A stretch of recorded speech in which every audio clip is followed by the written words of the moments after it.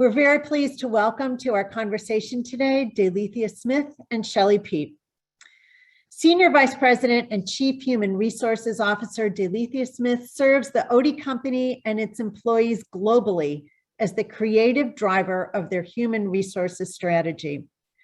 As you can imagine, she's required to have multiple areas of focus on leadership and organizational development, attraction and retention, and importantly, engagement, diversity, equity, and inclusion. Prior to arrival at Oatey just over 3 years ago, she served for almost 11 years in various roles in human resources at Lincoln Electric. Her career also included earlier roles at Timken and Ernst & Young, so she is well-versed in talent leadership at large, complex international companies. Her mantra is, always strive to do better than you did yesterday. She was recognized in 2018 as a notable woman in manufacturing and as one of Cleveland Crane's 40 under 40. She serves on the boards of the Diversity Center, ERC, YMCA of Greater Cleveland, is a founding member of Jack and Jill Erie Shores, serves on the board of Cleveland Playhouse, and is a proud alumna of Leadership Cleveland 2020. Shelly Peet holds degrees in engineering and physics and embraced a career in computer technology as head of information systems for TRW for 13 years. She then moved to assume the role of Chief Information Officer at Nordson in 2003. Within 6 years, she was promoted to Vice President overseeing human resources, corporate communications, and community relations across Nordson's expanding footprint and global workforce of over 7,500 individuals. When Shelly received the coveted Crane's Archer Award, her former CEO noted how much she does to prepare future leaders at Nordson and acknowledged the great focus she brings to identifying, developing, and mentoring top talent while exposing them to global opportunities. She serves on our board at the Cleveland Leadership Center, also at the Zoological Society, and as an advisory committee member at Case Western Reserve University. She was recognized by Cranes as a woman of note. She too is a proud alumna of Leadership Cleveland, the class of 2009, and she's also an alum of our Cleveland Bridge Builders class of 2001.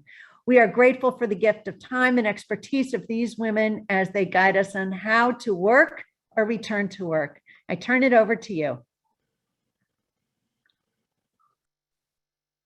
Okay, so I think that Dalithia and I want to maybe first just talk a little bit more about our company so you can put in context what we will share in regards to our return to work strategies for our companies.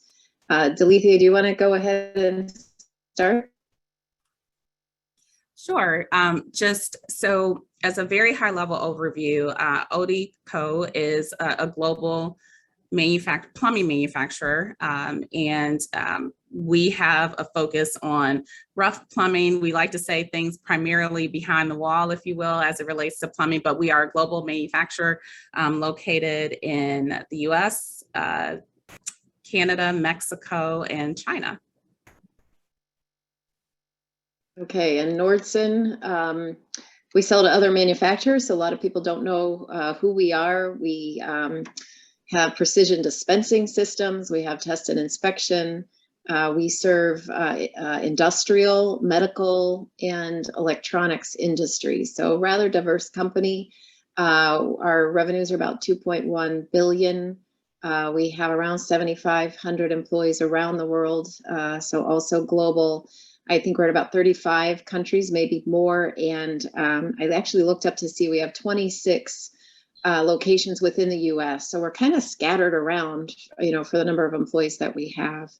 I'm also going to just make a statement, and then Dalithia, maybe you could come back to this too, just to say, during the pandemic, we had times at our company where, of course, our employees in the manufacturing facility stayed in the entire time. So we really did not have to shut down. We were considered essential business. But if you were not directly in the manufacturing part of the business, there were times where we sent everyone home, as many of your other organizations did as well. And so we had people 100% working remote at certain times. But over the past year or so, China, for example, got hit by it first. They also got back to work first and really haven't had a whole lot of disruption even for their office workers initially. But different parts of the world, we've seen, it come and go in parts of Asia, come and go in parts of Europe. So sometimes we'd start to bring people back into the office and then maybe we'd send them home again. And certainly here in the United States, we have some of our businesses, they kind of follow the culture of the state in which they're working. So some of our businesses did have more comfort bringing more people back into the office. We have a lot of safety protocols to keep them safe. But other parts of our business, and particularly our corporate functions, have been remote for quite a long time and have not really done a full return. So Dalithia, do you want to touch on that a little bit too? Sure. Being a manufacturer as well, we are considered an essential business. So our manufacturing plants, as well as the distribution centers, never shut down. So the majority of our population has been working throughout the entire pandemic. Our corporate offices, we just came back to a hybrid return to office mode where we have a couple of days that are required in the office, and that's ever since the middle of July. And then remote 3 days. So we're a two on, 3 day out model for our hybrid environment. And similar to you, Shelly, with respect to the different locations that we have, the different country protocols, if you will, we do follow the local guidelines and the local mandates as it relates to the requirements from a COVID perspective. But we have tried to remain consistent with respect to associates coming into the office that are working in those non-production or non-operations type roles. So we are, I think the majority of us are happy to have that hybrid environment and happy to be back with some of our coworkers. So I think what we want to do is maybe just talk you through a little bit of the thinking that we had to go through in regards to bringing people back if they'd not been back in the office. And as I said, it's going to vary a little bit between our two companies in regards to the level at which we had people either in office or out of office. And it's going to vary a bit in regards to where we are now in bringing people back. So I'm going to share my screen. We put together just a few slides. Hopefully I've got the right one here. And we thought it might be helpful to share just a few things to give you a sense of, what have we had to think about and what are we thinking in regards to where we'll be going. Are my slides showing okay, Rachel? Okay. Yep, they look great. And so Dalithia is going to chime in here and there too. The first thing is just, as a manufacturing company, our company, and I would guess, Dalithia, yours too, didn't have a whole lot of flexibility for employees in the past. If you were in perhaps a consulting firm or others, they had a lot of flexibility around where you work. Manufacturing companies tended not to have quite as much. And so one of the first things that we looked at is, well, what are other companies thinking about? What are they doing? And as you can see on this slide, this reflects a survey for employees who are able to work remotely before COVID, about how many were working remotely. And you can see it was a very small percentage, right? So 12, 13% from this survey. During the pandemic, a lot of people still virtual, some kind of in a hybrid mode where there's some time in and some time out. But the expectation from these companies is they're going to have a lot more flexibility going forward. So, that kind of factors into our thinking as a manufacturing concern, wanting to make sure that we're going to be competitive and we're going to be, in a similar situation to other companies as we go forward. And then we spent a lot of time talking about why do we need people to come together? No, this one actually is why are people why would we want to let people have more flexibility? So in some cases, we've seen that a lot of people are more productive, right? So certain roles without disruptions, without commutes, are able to be a lot more productive. We also recognize that we could keep people, right? If there are people who need that kind of flexibility, If we allow for that to continue, retention could be better for us. We're also in a very, very hot job market right now. And we're noticing that often, some of the job postings are indicating their flexibility. Some of the candidates are asking about flexibility. So we know this is going to be an important factor as well. Also, maybe we could expand our talent pool. So if everybody doesn't have to be hired locally or relocated to a particular location, we might be able to have a lot more diversity in regards to who we can hire, and we can pull people from a much broader pool. And then lastly, well-being and engagement, knowing that a lot of our employees feel really good about having more flexibility. Dalithia, just chime in if there's anything you want to add, but I'm going to move through these. Yeah, I just want to, with respect to the flexibility, we know that we assume that things won't go back to how they were pre-COVID, and the flexibility piece of this, I think, is paramount because it does open up talent pools for us that we didn't have access to before. If your organization is willing to have that remote work set up. So this is something that I think is going to be key. And I'll talk a little bit later about the employee well-being and the engagement piece of it. But this has been really key for us in navigating the entire set of complexities that have come with COVID. So on the other side of that, though, and my company in particular, we've had many, many discussions about the value of being together, right? So with a culture that is very strong and in an environment where we've had most people in all the time, this was of great concern to us. So concerns about the culture, right? How do you sustain your culture if people aren't with each other and can't reinforce some of the things that you're typically wanting to see in those individuals? How do we onboard new employees? How do we make sure they're connected in as they need to be? How do we develop employees when everybody's in a different place and it's maybe just not as natural to stop in and ask a question or pop over and ask how they're doing, and then from there's a nice coaching opportunity that's taking place.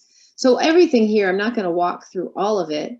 I would say for us, those were our biggest concerns: our culture, our development of our employees, collaboration and problem solving together. There's a concern that some of these might be lost if we don't have more employees coming back into the office environment. Dalithia, anything you want to add? I would just agree with that, and include as well just the engagement levels, ensuring that the associates maintain that level of engagement, and being together, having that connectedness does have increased levels of engagement. I know some associates that love working remote, engagement levels have increased there as well, but definitely the connection that you feel when you're in the office has been important for us. Okay, so I am going to stop sharing. There is one other slide, but I think we can touch on it in a different way so I can figure out how to stop sharing. There we go. And we'll just spend a little time now talking about what we are doing in regards to our return to work, what approach we're taking, and some of the challenges perhaps that are coming our way and other things to think about. So Dalithia, you want to go ahead and start? You've already shared a little bit about where you are. Yeah, so again, our operations associates have been working ever since the beginning of COVID, and we didn't have any changes there. With respect to our corporate environments, we did move forward with a required hybrid schedule. So again, that 2 days in and 3 days remote is the path that we've chosen to go, and primarily for the reasons that you just noted, Shelly, as far as really being able to sustain the culture that we have, having that connectedness, being able to collaborate with various team members in the office, and that the solution or the environment that we're working in right now, we've made the decision that this is our interim solution. So the executive leadership team is in the process currently of identifying what our go forward plan will be for 2022. Just a couple of months ago, I think we were all feeling good that we were finally coming out of kind of the dire straits if you will, of COVID. And then the new, the Delta variant kind of slapped us in the face and said, wait, not too fast. So we got to slow down. So even with that, we haven't changed what our policies, protocols, and procedures are with respect to being back in the office. We have gone to the state of tracking vaccinations and ensuring we have the right safety protocols in place for those associates that are coming in the office.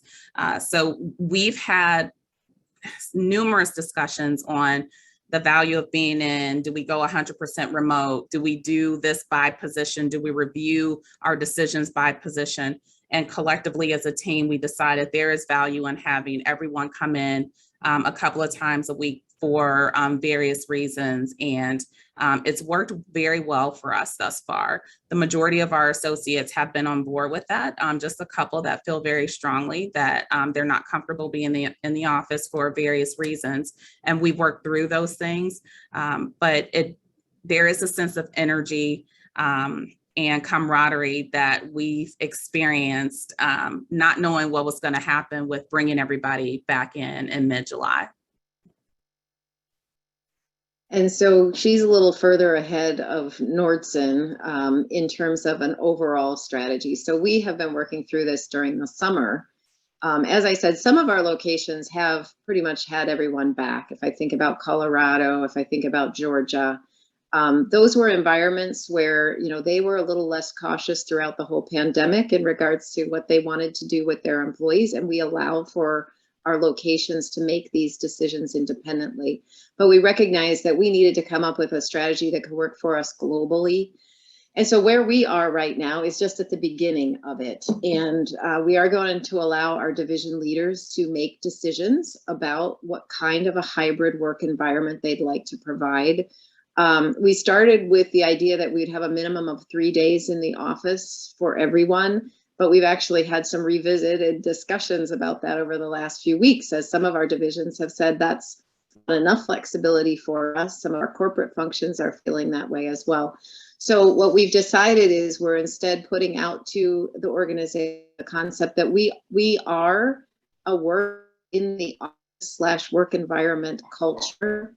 And we want to ensure that we provide enough time together for things like fostering our culture, developing our people, collaborating together. So we're just in the process now of rolling this out. We'll let our division decisions. We are going through that complex process that Dalithia described, which is letting people think about it by job role and determining what jobs really are well suited for virtual work, ones aren't. It's been an interesting set of conversations because there are very strong opinions about it, but we're just beginning that, and we'll leave that to our leaders to decide exactly how do they think will work best for them, and we're going to learn. Go.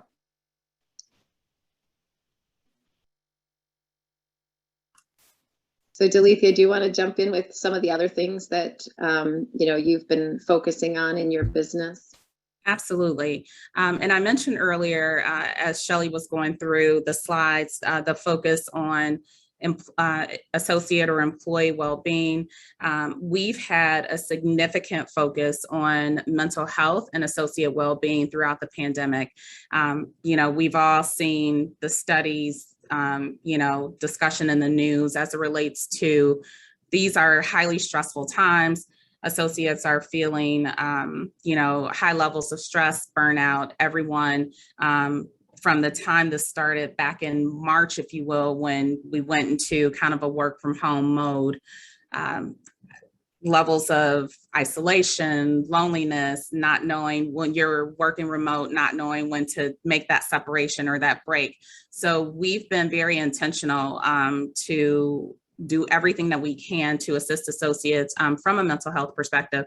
So some of the things that we've done, we have, many of you may be familiar with the Calm app. So we have encouraged meditation or just general, mindfulness in your daily practices. So we purchased the Calm app for all of our associates, and the associates' families can have subscriptions to the Calm app without having any cost or expense to them. But we've also moved forward with, we have a mental health therapist that we've brought on board for any associate that wants to have counseling sessions without having to go through their insurance, without having to wait to schedule an appointment. This has been a very popular resource that our associates have taken advantage of. So much so that we started one full day dedicated to Oatey by this mental health professional, and we're up to 3 days now because all of our appointment times have consistently been booked. And the mental health therapist that we're working with now is actually looking into getting licensed in another state in order to provide the services for our associates there. So this has been a huge win for us as far as providing that. And it's all because of what has been happening during this pandemic, and even stress with coming back into the office. So nothing's off the table as far as the conversations that they can have. But this has been something that's been a real big focus for us during these times.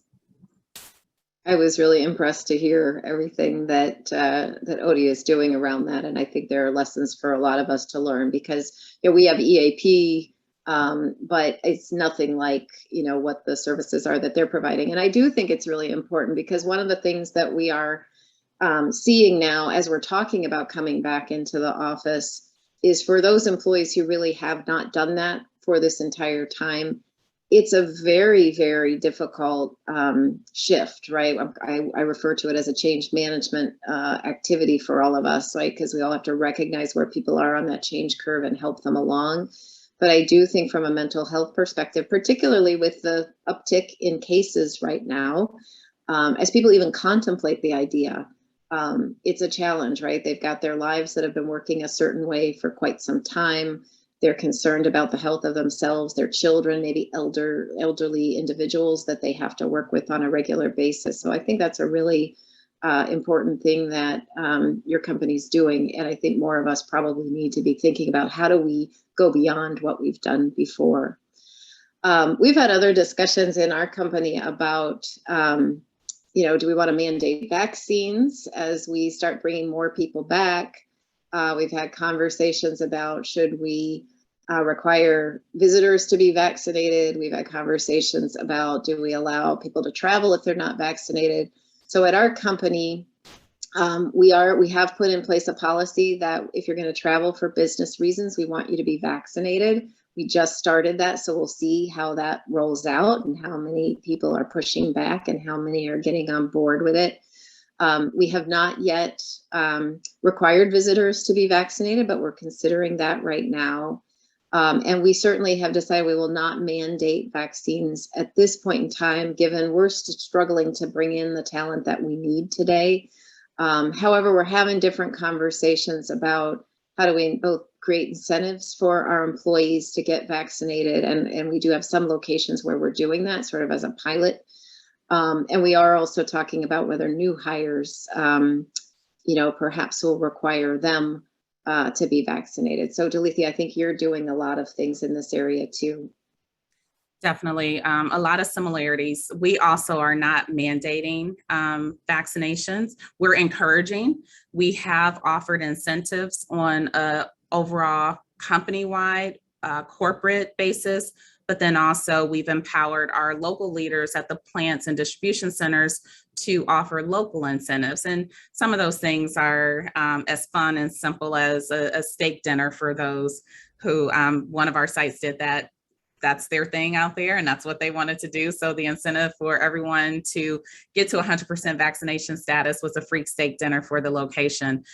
We've offered PTO days. Time off is very popular in our operations world. So we offered 2 additional PTO days after our associates received full vaccination, or they received the 2 days after they went with the first, but you're not considered to be fully vaccinated unless you achieve the second dose in order for us to capture and eliminate some of the requirements of the non-vaccinated associates. As it relates to things like wearing masks within our facility, if you are not vaccinated, you are required to wear a mask. If you are vaccinated, then you have the freedom to go without, but many of our associates have chosen to wear masks, whether they're vaccinated or even being vaccinated. So the only change that we've made recently is to our travel guidelines, similar to what you mentioned, Shelly. If an associate is fully vaccinated and it is essential business travel, then they're approved to travel without a requirement of getting a COVID test. If associates are not vaccinated and there is essential business travel that they need to participate in, there's a requirement to get tested before that travel occurs and immediately following the travel before they can come back into any Oatey facility. We don't have a lot of travel going on, but we are trying to do our best with ensuring that we keep COVID outside of the building. We do allow some visitors in. Visitors have to follow the same protocols that our associates do. If they're willing to tell us their vaccination status and show proof of that status by way of their vaccination card, they're not required to wear a mask in the facility. If they don't have the card and can't prove their status, then they're required to go through temperature checks as well as wear masks and socially distance as well. So those things are very similar. We haven't changed anything given the new Delta variant, except for constant reminders. We're getting into cold and flu season. So reminding associates, if you're sick, you don't come into the office. And that was in place before COVID, but really being mindful that some sniffles, we don't know exactly what that could be. It could truly just be a cold, but we want you to err on the side of caution and stay home. So there's not an increased infection rate anywhere in any of our facilities. So Rachel, I was just looking at chat. There's some really good questions. So you want to lead us through those? Absolutely. And thank you both for sharing what your companies have been wrestling with these past few months. So Dalithia, I think the first two questions are going to be focused to you since you are back and have that hybrid schedule. So as you're thinking about balancing camaraderie and safety, do you stagger the dates that office-based employees are present? Is it department specific, company-wide schedule?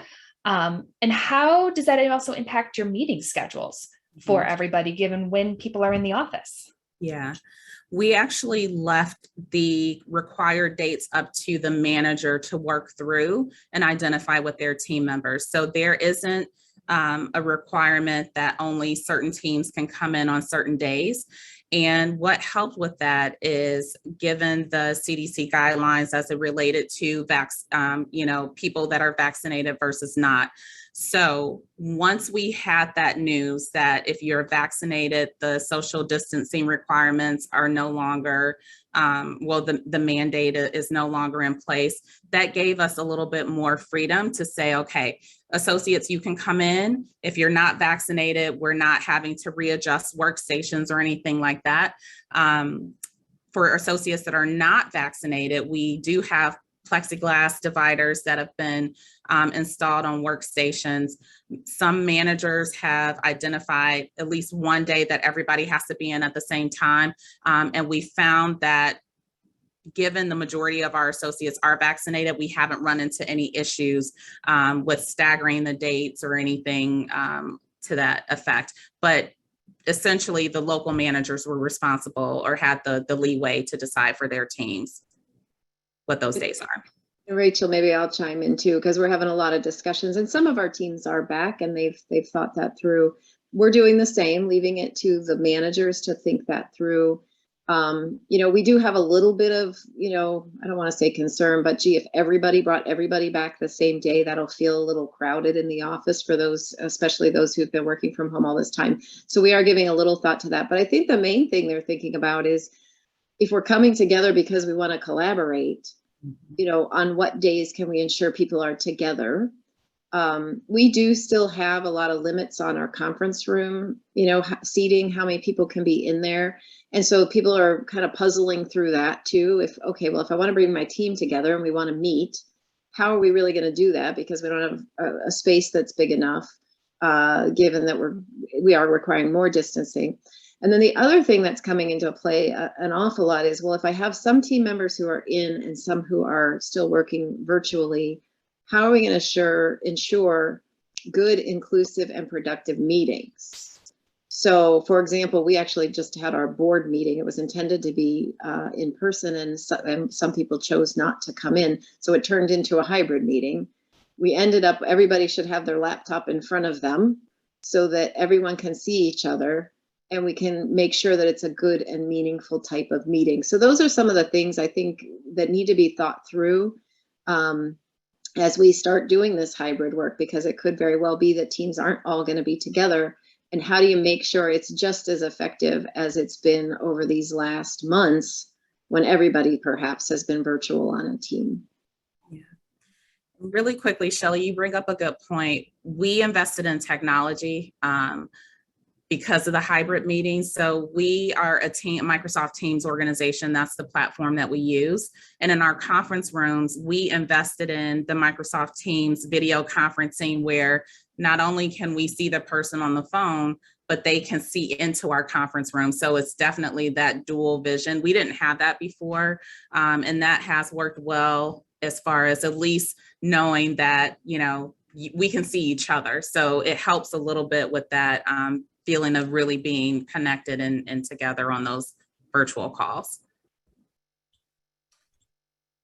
So as we look at the past 18 months or so, have you noticed any change in employee preferences for wanting to work from home, wanting to come back? So much of this was an immediate in the moment response that felt it was going to be short term. And now here we are with a much longer experience. So have you heard an evolution in preference over time? Shelly, would you like to start? I don't know that I've heard an evolution, although I would say probably as it sort of dragged on, more people were saying, it might be nice to come back. But I would say people who really enjoy that flexibility still seem very steadfast in wanting to maintain that. And some people have not enjoyed it being away at all. Like they have wanted to be back in the office the whole time, or asking, when will we be able to? We finally opened the doors, early in the summer here at our headquarters, and said, if you want to come back, come back. So other than maybe a little bit of fatigue, at some point with a few saying, it might be kind of nice to be around people again, I'd say people seem to have pretty strong views one way or the other at our company. And that's why this becomes a change management kind of effort for us. Right, I agree. There are some people who strongly feel as though they don't want to or don't need to come into the office. And given this time where we have to work remote, it's proven we have the ability and capability to be even more productive in some instances, or just even be productive or have the capability to do our jobs remotely. The one thing that I will say, because we did mandate the 2 days in the office, some people who actually were a little bit reluctant to come back, once they got here, they were actually thanking us, saying, I'm glad you made me do this because I enjoy seeing my coworkers. I enjoy the conversations and the camaraderie. So people, I think it's easy for us to get into that mode of being at home and having that convenience. But once we got back together, it was definitely a benefit to be back in person, back in the same, space, and have some impromptu meetings that we can't easily or just as easily have virtually.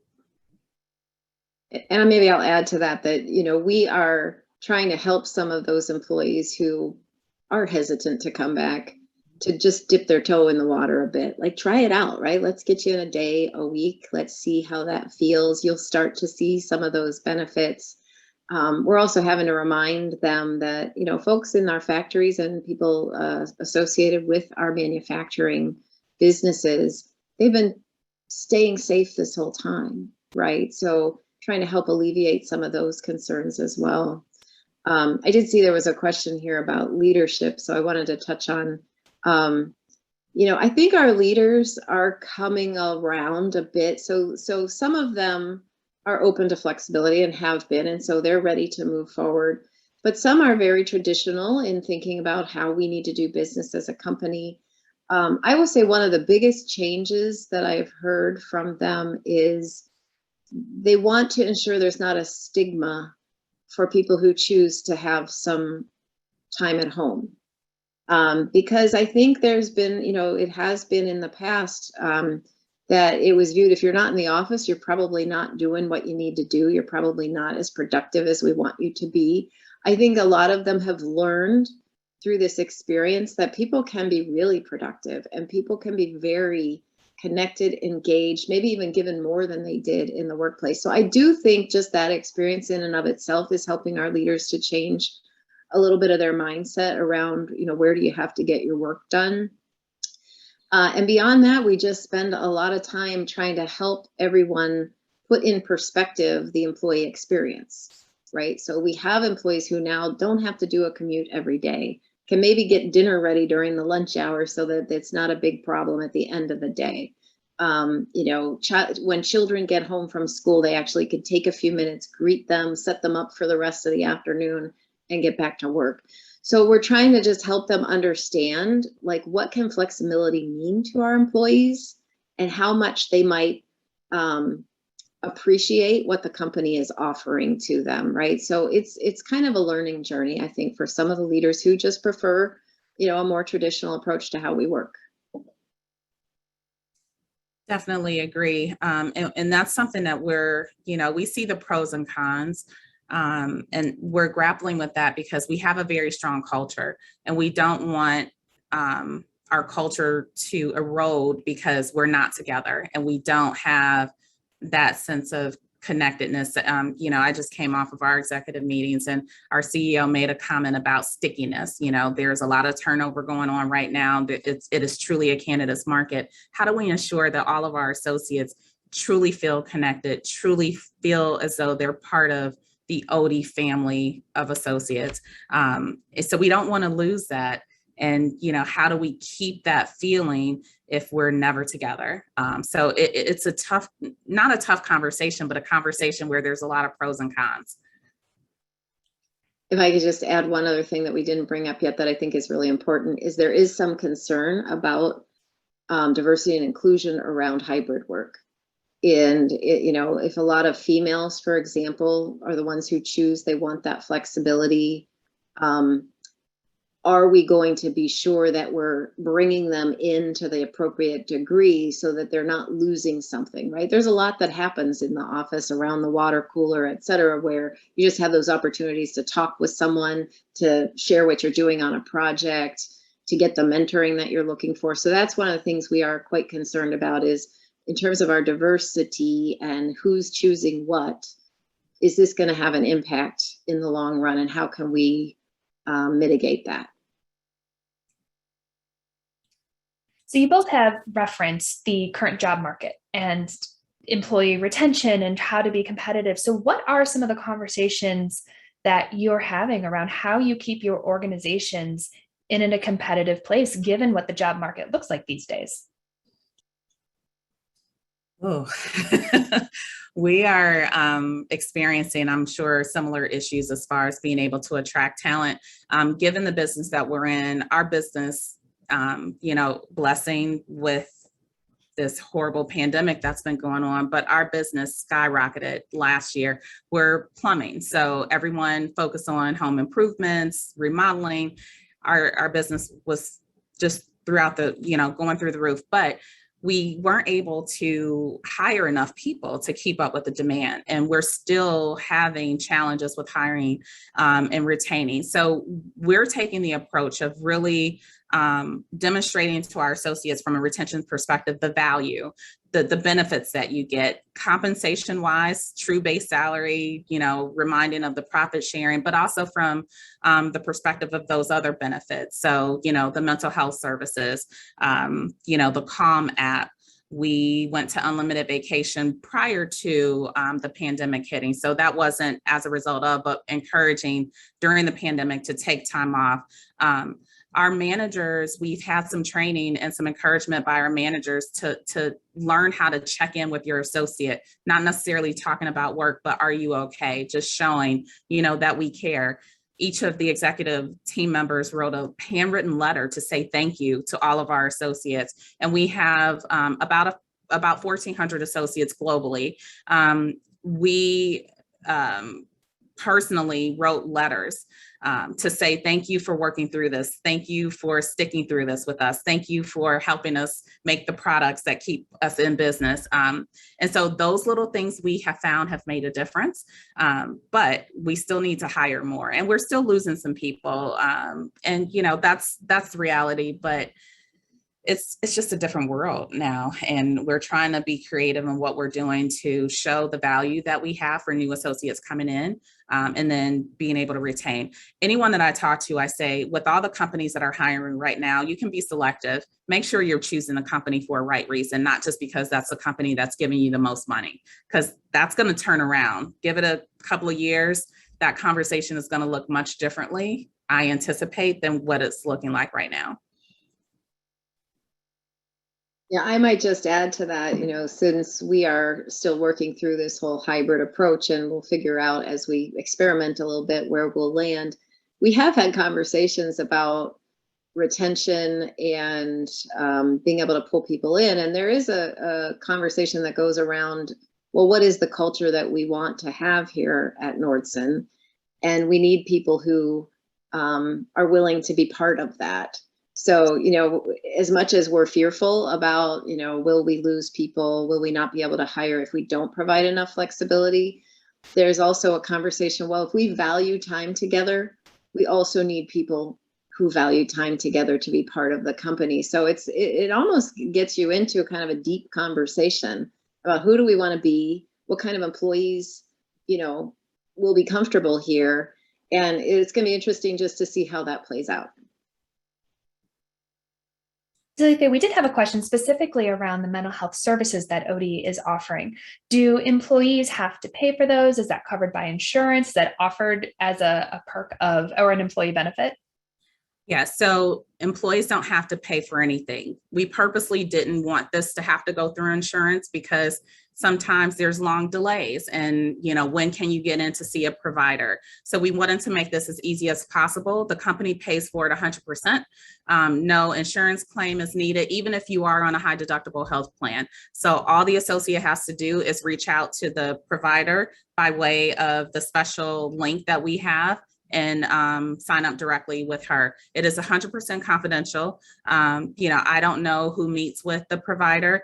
All she tells me is that, hey, I have more spaces available, or we're totally sold out, if you will. So it's a very easy and convenient way for people to have those discussions. And we have time for one wrap-up question. So we have spent a lot of time talking about how you are looking at your teams and your employees, kind of taking a step back. These are really challenging ideas and challenges that you're wrestling with. How are you taking care of yourself and finding kind of that time to step away and recharge? It's been a year or two, right? And I will tell you, so I network with a lot of the heads of HR in the community. And I think all of us are just taking a really deep breath right now. It's been a long haul. I think we see that we were hoping we were getting out of it in the summer, and we see that it's just coming right back at us. So how are we taking care of each other? I think a lot of it is staying in touch with each other, sharing, you know, what's working, what's not, kind of holding each other up through this time. I personally haven't had a lot of time to get away, just because even when I take some time away, there's something generally that's still on the table that has to be addressed. But I am working from home a lot of the time. I've started going back into the office over the last few months, but I still am protecting time at home, because for me, that is a well-being benefit that I've experienced, right? So not having to commute, I drive about 45, 50 minutes to my office every day when I go in. Being able to have somebody here bring me some lunch. My husband has retired, so he's here and he takes care of me for lunch and for dinner. So, right, those are some of the things, I guess, that I'm doing to kind of try to keep myself sane as we go through the process. Yeah, it's for HR professionals. It's been a whirlwind, and I have responsibility for environmental health, safety, and security as well. So it's been a great learning experience. I've never gone through anything like this in my career before. So to have the experience to learn from this has been great. But what I've actually done, which is a little bit different, is I was excited to come back into the office on a hybrid basis because I like that disconnect from home. So for me, the kind of debrief or whatnot is coming into the office, because there are a little bit more breaks in my day than if I'm just constantly at home. Social, personal, work, it all blended together. So I like that separation. And I'm an empty nester now. So when I have the ability to hang out with my daughter and to see her on campus, or, just doing dinner together, that's my break from the nonstop of everything that's going on. So. Well, we thank you both so much for sharing your time with us today and all of the things that you have been thinking about and implementing with your organizations. As you both noted, this is something that is continuing. So as we all look to return to work, figure this out, we thank you so much for your insights. I'm going to welcome back Mary Ann. Thanks, Rachel. And thank you, Dalithia and Shelly. There are a lot of decision makers on this call, and just hearing your guidance about how you have navigated and your suggestions for how to recharge our own batteries is very beneficial. So